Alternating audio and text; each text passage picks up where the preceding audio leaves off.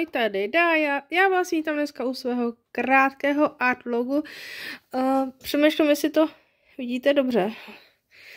A já vždycky tady mám totiž malou lampičku a nechci vstávat, rozsvítit velkou lampu, takže jako snad to vidíte. Ale když to vidím já, tak doufám, že to vidíte i vy. Tak, takhle se nějak ty to tam svítí. Dělám nový obrázek, novou ilustraci a dělám takovýhle rybičky na talíři.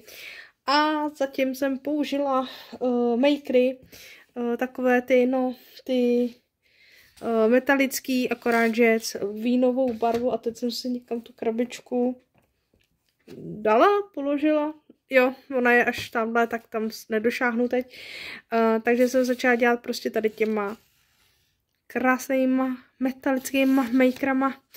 A nevím, přemýšlím, jestli jako udělám celý obrázek jenom těma metalickýma, anebo jenom nějakou část toho obrázku.